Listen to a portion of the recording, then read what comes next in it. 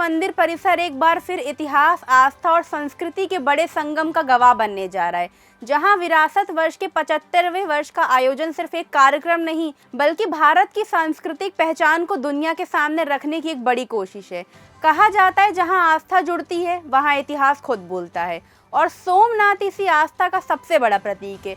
आज 8 से 11 मई के बीच 4 दिनों के इस आस्था के मेले में लोग दूर दूर से पहुंच रहे हैं। सोमनाथ मंदिर परिसर में विरासत के 75वें वर्ष का भव्य आयोजन किया जा रहा है।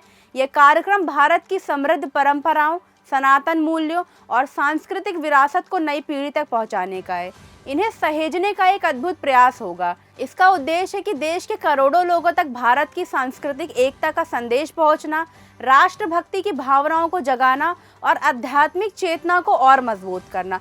उत्तराखंड के मुख्यमंत्री पुष्कर सिंह धामी ने कहा कि सोमनाथ मंदिर भारत की सनातन संस्कृति, आस्था और अदम्य आत्मबल का जीवंत प्रतीक है। उन्होंने कहा कि हजारों वर्षों के इतिहास और कई आक्रमणों के बावजूद ये मंदिर आज भी इस बात का संदेश देता है कि भारतीय संस्कृति और आध्यात्मिक चेतना की शक्ति अटूट और अमर है।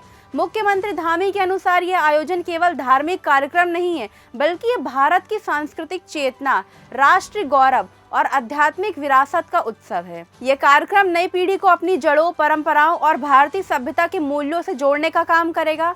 उन्होंने ये भी कहा कि प्रधानमंत्री नरेंद्र मोदी के नेतृत्व में देश भर में काशी विश्वनाथ धाम, महाकाल लोक, केदारनाथ और बद्रीनाथ जैसे धार्मिक स्थलों का भव्य विकास हुआ है, जो भारत की संस्कृति पुनः जागरण यात्रा का हिस्सा है। इन प्रयासों से देश के आध्यात्मिक धरोहरों को नई पहचान मिली है।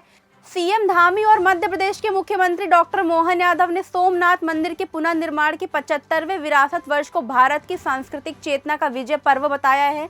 दोनों नेताओं ने इसे भारत के आत्मबल और सनातन परंपरा का प्रतीक कहा है। सीएम धामी ने युवाओं को सनातन मूल्यों से जोड़ने पर जोर दिया है।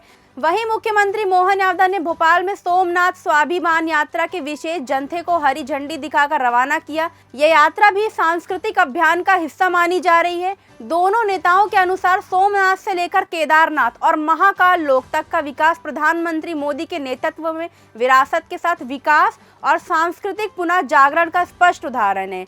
यह पूरा आयोजन इस संदेश के साथ देखा जा रहा है कि भारत अपनी संस्कृति जड़ों को मजबूत करते हुए आगे बढ़ रहा है, और यही विरासत आने वाली पीढ़ियों के लिए सबसे बड़ी ताकत बनेगी। मध्य प्रदेश सरकार ने एक विशेष धार्मिक जत्था रवाना किया है, जिसमें 1100 गुप्त 21 नदियों की पवित्र जल यात्रा के साथ सोम मंदिर में अभिषेक के लिए ले जाया गया। दिल्ली, यूपी समेत कई राज्यों से एक जत्था वहां पहुंच रहा है। सांस्कृतिक पुनरुत्थान और राष्ट्रीय गौरव का पर्व है, जिसे जन जन तक पहुंचाने का संकल्प है। ऐसे ही बड़े और एक्सक्लूसिव अपडेट्स के लिए जुड़े रहिए हमारे साथ। वीडियो अच्छा लगा हो तो लाइक कीजिए, शेयर कीजिए और कमेंट बॉक्स में हमें ज़रूर बताइए।